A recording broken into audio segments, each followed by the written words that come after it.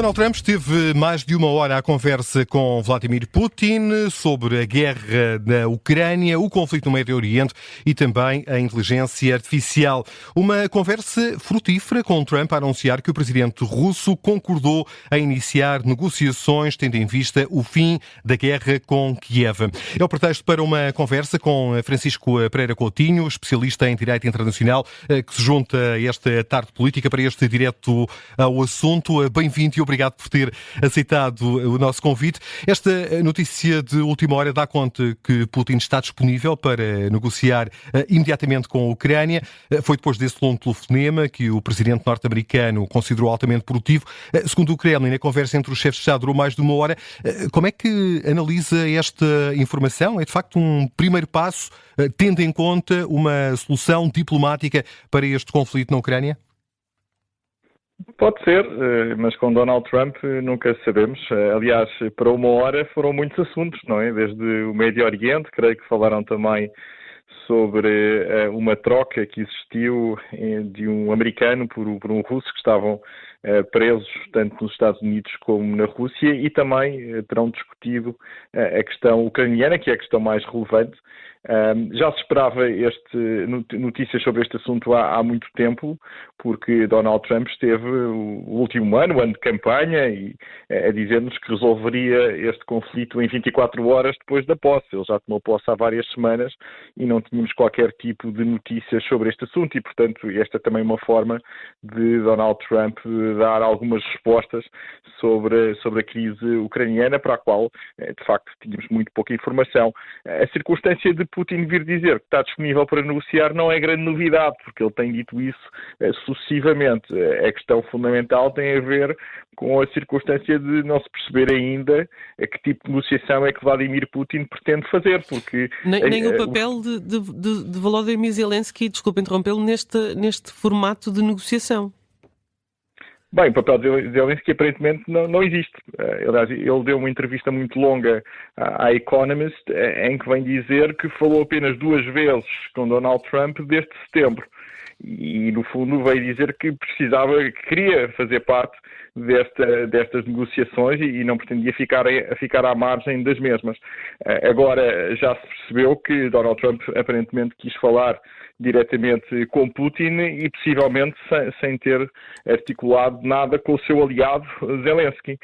Zelensky vai estar com o vice-presidente Vance, ou já esteve em Munique, nesta conferência que existe esta semana sobre temas de segurança. Ouvimos hoje também o secretário de Defesa Exfess vir dizer que os Estados Unidos não vão enviar tropas para a Ucrânia num contexto de umas negociações de paz e pretendem que a Europa arque com a responsabilidade do financiamento da Ucrânia, tanto de financiamento militar como não militar, e portanto claramente verificamos que os Estados Unidos estão a afastar cada vez mais da Ucrânia, e vamos ver que tipo de mediação é que podem fazer em relação ao acordo de paz. Como eu referi há bocado, tudo tem a ver com a posição negocial russa, porque aquilo que Putin veio dizer que pretendia ter para começar a falar passava por a Ucrânia abandonar as 4 províncias que ele anexou, portanto, território que neste momento a Ucrânia ainda detém, inclusivamente a Ucrânia está em curso, em território russo há mais de 6 meses, e por outro lado, a desistir de qualquer pretensão de adesão à NATO, aliás, algo que o próprio Access hoje também já veio dizer que é completamente irrealista, mas eu creio que esse nem seria a principal questão. A questão tem a ver com a circunstância de Putin de estar a repetir há 3 anos aquele mantra da desnazificação, desmilitarização e neutralização da Ucrânia, que passam no essencial por transformar a Ucrânia num Estado satélite, e isso é algo que obviamente os ucranianos não vão negociar, a sua própria suicídio político, o seu próprio desaparecimento. Agora, não sei exatamente o que é que Putin disse a Trump em relação a estas questões, que são as questões de fundo e que entravaram o tal acordo de paz em 24 horas depois da posse, porque eu estou convencido que o Trump achava que o Putin ficaria satisfeito com algumas conquistas territoriais, dignamente o território que, entretanto, ocupou desde fevereiro de 22, ou que ocupava desde 2014, mas Putin lançou esta guerra por razões identitárias. Ele não aceita que a Ucrânia possa vir a ser um Estado independente, liberal, democrático, futuramente membro da União Europeia ou possivelmente da NATO. É tudo isto que ele não quer. E é isto que os ucranianos lutam. E, portanto, eu acho que o problema permanece e vamos ver. Eu não creio que haja uma resolução a curto prazo, mas vamos ver. E face a estas posições que têm vindo a ser assumidas pelos Estados Unidos, está Volodymyr Zelensky, a Ucrânia, entre a espada e a parede? Ainda não. O grande problema da Ucrânia é as perspectivas a médio prazo, médio e longo prazo. Como é que a Ucrânia pode resistir à agressão russa sem o apoio norte-americano? Nós vimos isso no ano passado, porque o apoio norte-americano a certa altura secou, porque o Congresso americano não aprovava um novo pacote, e isso teve consequências, depois a certa altura, no campo de batalha, com a Ucrânia a recuar. Claro que a Ucrânia ainda conta com os países europeus, e aquilo que eu vi hoje Access, no fundo, dizer a Ucrânia é um problema da Europa, os europeus que resolvam esta questão, portanto, se querem apoiar a Ucrânia, que o façam sozinhos. E, portanto, tudo vai depender muito da resposta europeia a este problema de segurança, que é, de facto, um problema de segurança europeu. Agora, isto vai ter consequências também na relação transatlântica, no futuro da NATO, e, portanto, é toda a arquitetura de segurança da Europa que está neste momento em causa, porque, de facto, nós temos aqui um inimigo comum, que é a Federação Russa, mas, claramente, Donald Trump não perspectiva a Federação Russa como um inimigo, pelo contrário, aparentemente é mais um parceiro de negócios, mas vamos ver como é que as coisas evoluem, se é possível, de facto, convencer Putin a não insistir nestas pretensões maximalistas que são perfeitamente irrazoáveis e impossíveis para a Ucrânia, mas era isso que se esperava de Donald Trump, que eventualmente impusesse uma paz justa através daquela ideia de paz pela força, que, por exemplo, o Kellogg, Waltz ou o próprio Marco Rubio, a certa altura, vieram a desenvolver a ideia de que se a Federação Russa não se afastasse destas pretensões maximalistas, então os Estados Unidos podiam dobrar, por exemplo, o apoio à Ucrânia, mas não é nada disso que estamos a ouvir neste momento e, portanto, Putin considerou que isso era possivelmente apenas bluff e, portanto, acaba por manter-se à espera de uma resolução que ele acha que a longo prazo lhe será sempre favorável. E esse é que é o grande problema da Ucrânia. Como é que poderá sair desta situação a médio e longo prazo?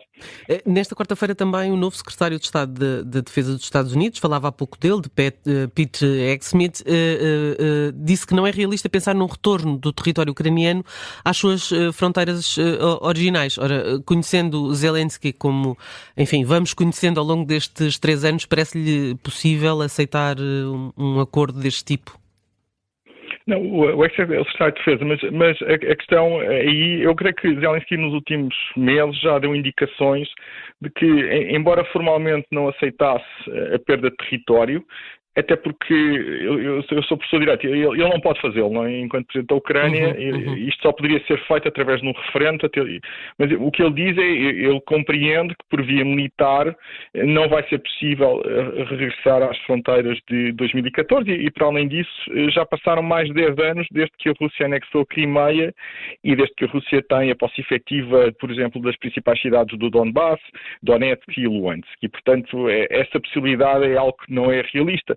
Houve uma altura, em 2023, em que houve a contra-ofensiva ucraniana, em que se pensou que possivelmente os russos pudessem eventualmente ser derrotados no plano militar, mas isso já se percebeu claramente que não vai acontecer, porque Vladimir Putin investiu todo o seu capital político, a sua economia foi transformada numa economia de guerra e, portanto, seria necessário, de facto, armar a Ucrânia a um ponto que não sabemos sequer se a Ucrânia neste momento tem homens suficientes para uma aventura dessas. Portanto, isso é completamente irrealista, portanto, aquilo que Access disse é algo que o próprio Zelensky também já transmitiu. Eu creio que essa não é o ponto fundamental.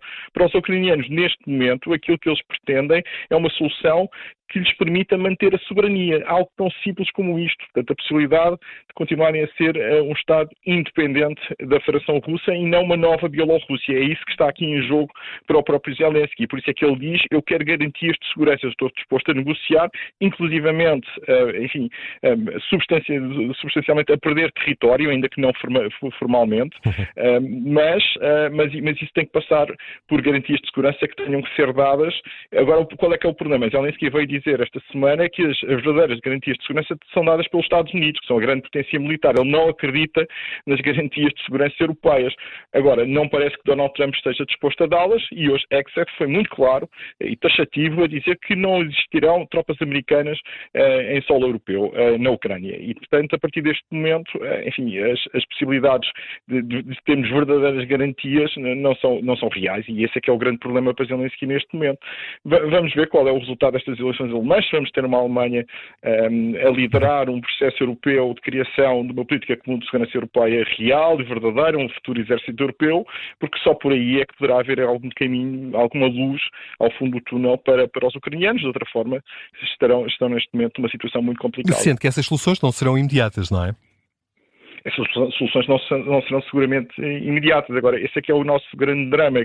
Já tivemos 3 anos na Europa para nos organizarmos, para de facto construirmos uma política de defesa comum mais robusta. Não estamos tão dependentes dos americanos. O Macron já fala na ideia de autonomia estratégica, de soberania europeia há vários anos, mas não foram dados passos consequentes tendentes a esse fim, não é? Realisticamente não foram.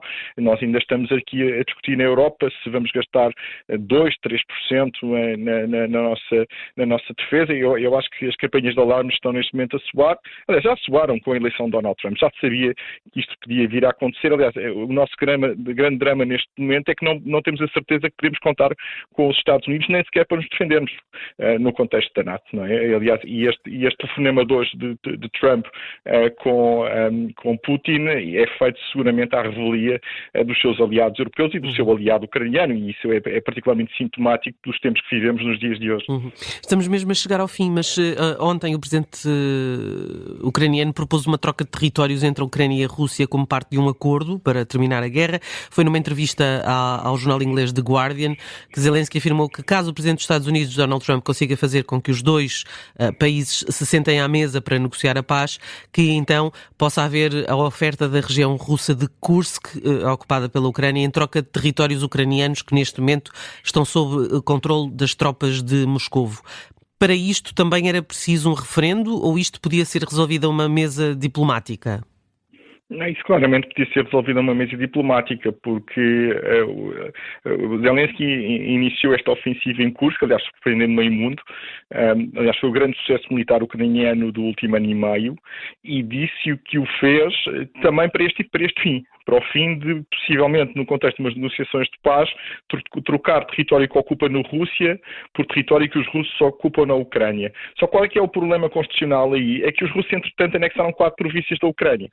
Portanto, constitucionalmente, para os próprios russos, eles não podem ceder território. Portanto, neste momento, os russos consideram que existe território russo ocupado na Rússia, reconhecido internacionalmente, mas também na Ucrânia. E esse é que é o grande problema. Mas claramente, esta ofensiva ucraniana em Kursk foi feita com esse objetivo e também com o objetivo de procurar retirar alguma pressão sobre as ofensivas russas que estavam a ocorrer no Donbass, não é? Que é claramente aquela zona em que Putin tem, de facto, insistido em conquistar, até porque faz parte das tais províncias que ele anexou em setembro de 2022. Agora, e aliás, neste momento, a frente de batalha está relativamente estável e os grandes combates ocorrem em Kursk, o que não deixa de ser muito significativo que os ucranianos estejam neste momento a utilizar as suas melhores tropas na Rússia, justamente com esse objetivo muito específico, já preparar umas negociações que toda a gente sabe que vão ocorrer em princípio em 2025, já há alguns meses que se entendia que este era o ano decisivo para o fim do conflito. Agora resta saber se os ucranianos vão conseguir suster as ofensivas russas que continuam a existir em Kursk, inclusivamente com a utilização de tropas norte-coreanas, que parece que vão voltar ao campo de batalha, justamente para que os russos consigam afastar este embaraço para a própria reputação de Putin, que é a incapacidade que ele tem de controlar todo o seu território. Estamos a falar do membro permanente do Conselho de Segurança, uma potência nuclear que em 6 meses não conseguiu expulsar os ucranianos do seu próprio território. Será preciso isso, a esperar pelos próximos capítulos deste conflito, que já vai longo. Agradeço a Francisco Pereira Coutinho a sua presença neste Direto ao Assunto. É especialista em Direito Internacional e ajudou-nos aqui a analisar esta informação há pouco conhecida. Donald Trump esteve à conversa com Vladimir Putin, com a Ucrânia em pano de fundo, não só, mas essencialmente este tema da Ucrânia, com Trump a anunciar que o presidente russo concordou com o início das negociações, tendo em vista o final da guerra.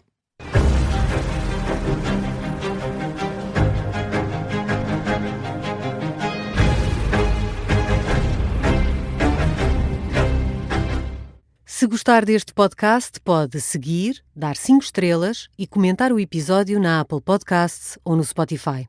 Pode também subscrever e gostar no YouTube. Assim recebe uma notificação sempre que houver um novo episódio.